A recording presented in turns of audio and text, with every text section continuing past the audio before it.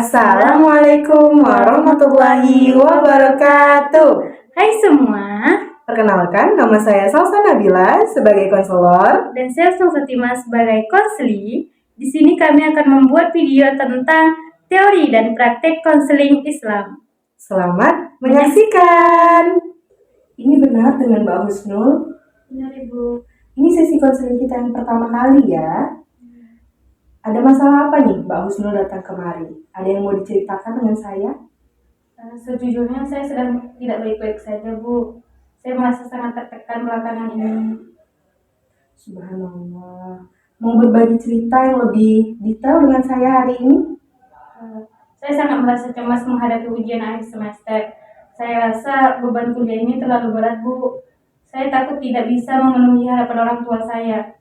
Belakangan ini saya sulit tidur, nafsu makan berkurang, dan bahkan saya sering meninggalkan sholat karena terlalu fokus belajar.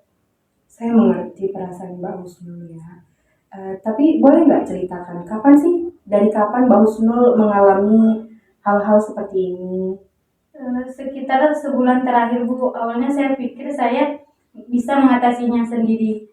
Tapi semakin mendekati ujian, saya malah semakin cemas. Saya merasa bersalah karena mengabaikan ibadah. Tapi di sisi lain saya takut nilai saya itu jelek. Masya Allah. Terima kasih ya sudah mau berbagi cerita dengan saya.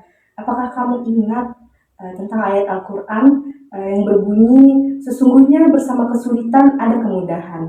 Itu tuh terdapat dalam Quran surah Al-Insyirah ayat 6. Ya Ibu ingat. Husnul, Allah tidak pernah membebani hambanya melebihi kemampuannya. Kecemasan yang kamu rasakan adalah hal yang wajar, tapi kita perlu mengelola cara yang tepat. Bagaimana kalau kita mencoba menyusun rencana bersama? Bagaimana Husnul mau? Nah, pertama kita perlu nih mengembangkan keseimbangan spiritual, yaitu mendekatkan diri kita kepada Allah lebih dekat. Di mana hati kita akan lebih tenang. Bagaimana kita memulai menyusun jadwal harian Husnul nih?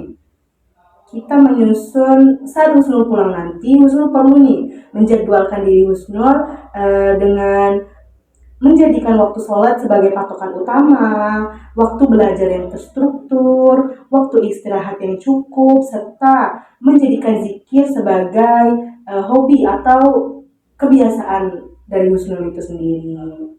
Selanjutnya, Husnul perlu nih meluangkan waktu untuk merelaksasikan diri, merelaksasikan otak, merelaksasikan hati dengan cara Husnul perlu seperti kita akan mencoba Husnul coba tarik nafas dengan mengucap Bismillah, terus dihembuskan dengan mengucap Alhamdulillah. Nah, di saat pikiran cemas itu datang, Husnul merasa dirinya terlalu takut untuk memulai sesuatu hal, bahkan merasa dirinya takut akan segala hal. Husnul perlu mengganti pikiran-pikiran negatif itu dengan kata-kata positif, atau Husnul perlu menjadikan zikir sebagai kebiasaan Husnul di saat cemas itu datang.